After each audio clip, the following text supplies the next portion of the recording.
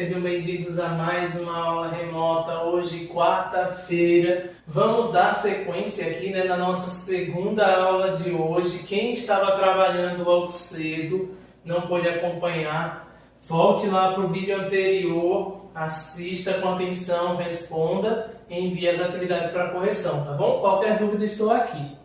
Quem já fez essa primeira atividade de hoje, a primeira aula, vamos dar sequência agora e trabalhar um pouquinho com matemática, certo? Hoje nossa atividade ela vai começar tendo como base o salário mínimo. O que é o salário mínimo? Ninguém no país que trabalhe de forma legal, certo? De carteira assinada, pode receber menos que o salário mínimo, trabalhando, né, com a quantidade de 44 horas semanais, né, até 8 horas diárias, certo? Hoje no Brasil, nosso salário mínimo está em R$ 1.045. Vamos pensar um pouco, R$ 1.045. Para suas despesas que você tem em casa, R$ 1.045 é suficiente?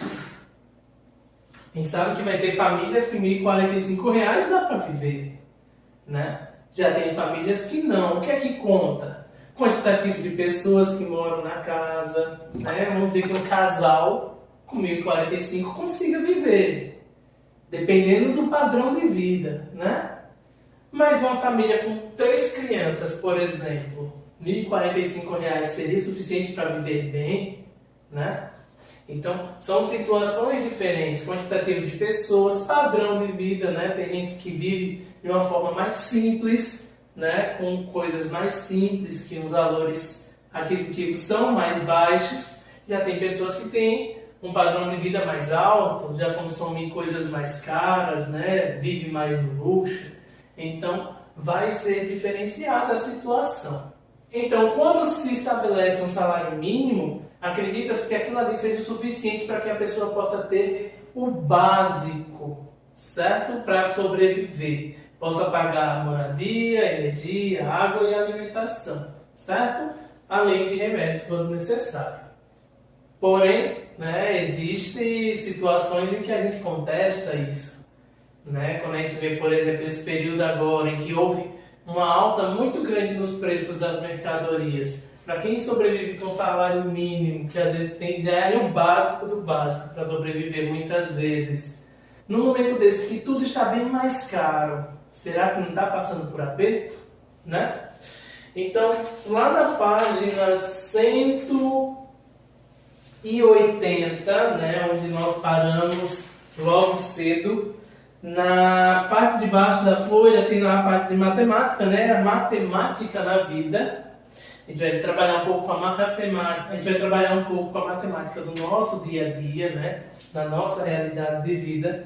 Questão número 1, qual o valor do salário mínimo atual? Já disse no início do vídeo, né? Quem não lembra, volta lá. Na questão 2, indo para a página 181, nós temos qual o valor de consumo de energia de Maria da Conceição de Souza Lima e da água de Francisco Alves. Então você vai lá analisar as duas contas, certo? Primeiro, o valor de energia, da energia de Maria da Conceição, certo? E depois você vai ver o valor da fatura mensal de água do senhor Francisco Alves dos Santos, certo? Você vai analisar essas duas contas aí. Para identificar esse valor, você vai aí na conta e circula o valor da conta, tá bom?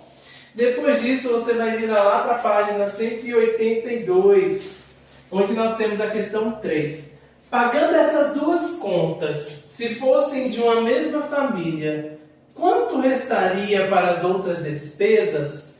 Então você vai somar aí, juntando essa conta de água e energia, se fossem as duas contas da mesma família.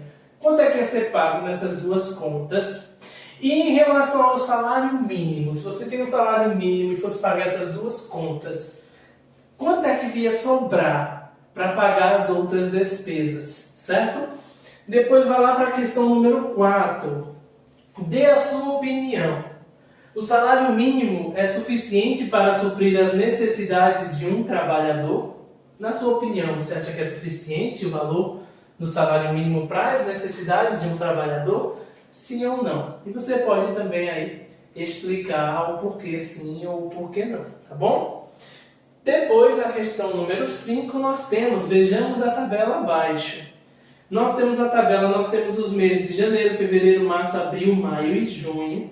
E nós temos na frente o valor das contas, quanto foi que custou a conta em cada um desses meses.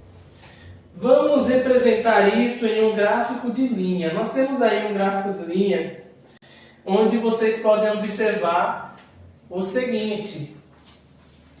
Nós temos aí nesse gráfico de linha, de um lado nós temos os valores, né?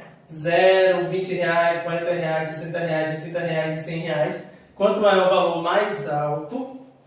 E embaixo nós temos os meses, né? Mês 1, mês 2, mês 3, mês 4, mês 5, mês 6, mês 7, certo? No caso a gente vai parar no mês 6, que foi até junho.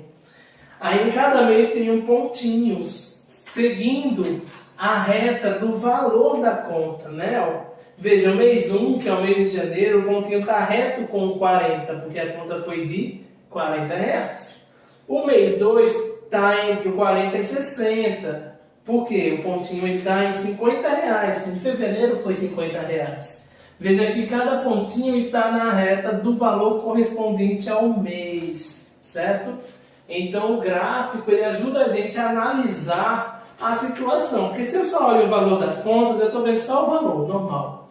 Quando eu olho no gráfico, eu consigo perceber se meu consumo está aumentando, se meu consumo está diminuindo, certo? E aí eu poder definir quais vão ser os próximos rumos. Se eu estou vendo que minha conta de energia está aumentando muito, então é o momento de eu parar com a família e ver onde é que a gente está gastando demais, certo? Então o gráfico ajuda a gente nessa análise. Na página 183, nós temos aquelas mesmas informações em um gráfico de barras. Só que em vez de usar o pontinho, né, usa a barra. Então a barra ela está na altura do valor. Veja lá, ó, mês de janeiro. Veja que a barra está na altura do 40, porque foi 40 reais. Mês de fevereiro, a barrinha está no meio, entre o 40 e o 60, porque o consumo foi de 50 reais. E assim os outros meses também seguem os valores da tabela. Na questão 6, ele dizendo o seguinte: agora construa gráficos com os exemplos abaixo, referentes às contas de luz e água. Então você vai fazer aí um gráfico. Você pode usar qualquer um dos dois tipos. Ou fazer o gráfico de linhas ou o gráfico de barras. Eu aconselho fazer o gráfico de barras, que ele é mais simples para fazer. De um lado você vai colocar os valores, do outro embaixo você vai colocar os meses. E em cima de cada mês você faz a barrinha até a altura do valor correspondente daquele mês, tá bom? Nós temos aí uma situação, duas situações, na verdade, nessa atividade para ser feita, certo? Onde é que você vai fazer isso? Na página 184. Você tem lá o gráfico já montado, né? Você agora vai fazer só as barrinhas, colocando, formando essa barrinha na altura do valor de cada mês, tá bom? Para você assim produzir um gráfico. Depois que você fizer os gráficos, você vai fazer a análise deles para poder responder as perguntas. Questão número 7. Observe os dados representados e responda.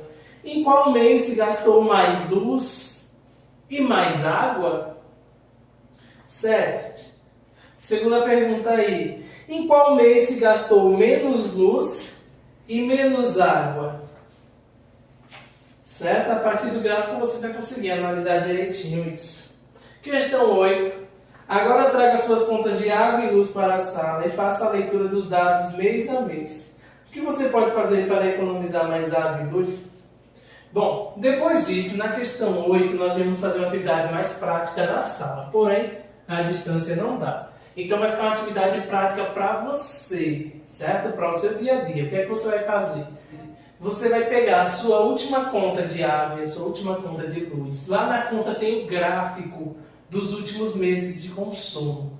Analise o seu consumo. Ele está aumentando, ele está diminuindo, ele está equilibrado, certo? Depois disso, você vai pensar aí com sua família o que é que você pode fazer para economizar no consumo de água e no consumo de luz, certo? Especialmente agora que está tendo problemas com falta de energia no país, né? Então, o que é que a gente pode fazer para economizar nesse consumo de energia, tá bom? Responda com atenção, dúvidas e dificuldades, a gente está aqui no grupo para ajudar vocês, certo? Um forte abraço para vocês, até a nossa próxima aula.